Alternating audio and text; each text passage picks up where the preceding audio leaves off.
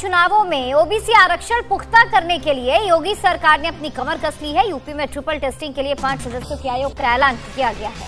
इस आयोग के अध्यक्ष जस्टिस राम अवतार होंगे। आयोग में उनके अलावा 4 और सदस्य होंगे। ये आयोग 6 महीने के अंदर अपनी रिपोर्ट सरकार को दे देगा।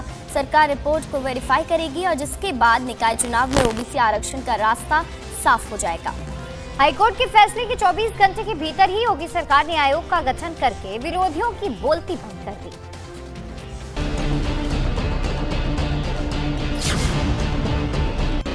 ओबीसी का आरक्षण शून्य करके भारतीय जनता पार्टी की आदरणीय योगी आदित्यनाथ जी के नेतृत्व वाली सरकार चुनाव नहीं कराएगी।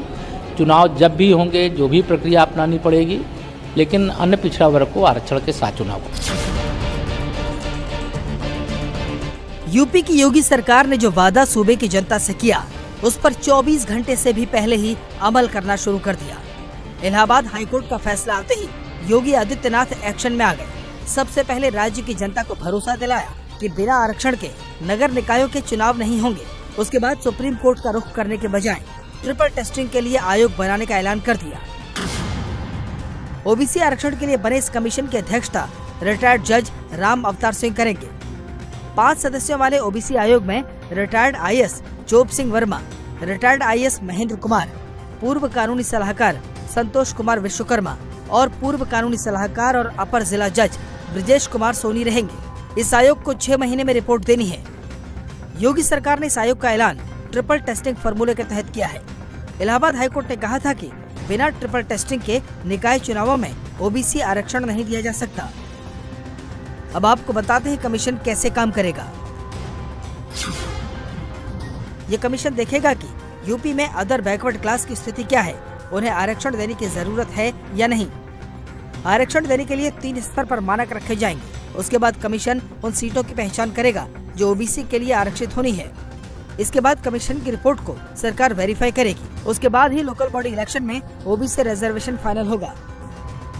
यूपी में अगले साल जनवरी के आखिर तक चुनाव होने थे, लेकिन अब ये चुनाव कमीशन की रिपोर्ट के बाद ही मुमकिन है। लेकिन राजनीति हाईकोर्ट के फैसले के बाद से ही शुरू हो गई है। अखिलेश यादव से लेकर मायावती तक सारी पार्टियां योगी सरकार को घेर रही हैं। पिछड़ों का हक छीना जा रहा है, और ये केवल पिछड़ों का हक नहीं छीना जा रहा है। भारतीय जनता पार्टी सत्ता में रही तो जो बाबा साहब भीमराव अम्बेडकर जी ने अधिकार दिए हैं, उन अधिकारों को धीरे धीरे छीन लिया जाएगा। अभी कुछ चीज़ें दिखाई दे रही हैं और कुछ चीज़ें नहीं दिखाई दे रही हैं। भारतीय जनता पार्टी हमेशा आरक्षण विरोधी काम किए उसने। भारतीय जनता पार्टी आरक्षण विरोधी है, पिछड़ा विरोधी है, दलित विरोधी है। इन्हें संविधान की किसी भी व्यवस्था से कोई मतलब नहीं है। जो बाबा साहब भीमराव अम्बेडकर जी ने अधिकार दिए थे, उन अधिकारों को धीरे धीरे भारतीय जनता पार्टी छीनना चाहती है। और जितने भी उनमें पिछड़े नेता हैं, वो सब मुंह बंद करके बैठे हुए हैं। बीजेपी भी पलटवार करने में पीछे नहीं है। लगातार हमलों के बाद यूपी के डिप्टी सीएम केशव प्रसाद मौर्य ने कहा, सपा और सैफई परिवार को पिछड़े वर्ग का एक उप मुख्यमंत्री बर्दाश्त नहीं हो रहा। श्री अखिलेश यादव सहित सैफई परिवार और इनकी पार्टी के नेता मेरे प्रति जितना अपमानजनक व अभद्र शब्दों का इस्तेमाल करते हैं, वह सर्वविदित है। निकाय चुनाव में पिछड़ों को आरक्षण मिलना व सपा का सफाया होना तय है। बीजेपी के एक ही नेता ने जवाब नहीं दिया। पूर्व बीजेपी अध्यक्ष और योगी कैबिनेट में मंत्री स्वतंत्र देव सिंह ने समाजवादी पार्टी पर निशाना साधते हुए लिखा, सपा शासन में ओबीसी आरक्षण था, सारा लाभ इनको ही मिलता था। ओ ओसामावादी, बी भाई, सी चाचा। हमसे जुड़े रहने के लिए हमारे YouTube चैनल को सब्सक्राइब करें और नई वीडियो की नोटिफिकेशन के लिए बेल आइकॉन को दबाएं।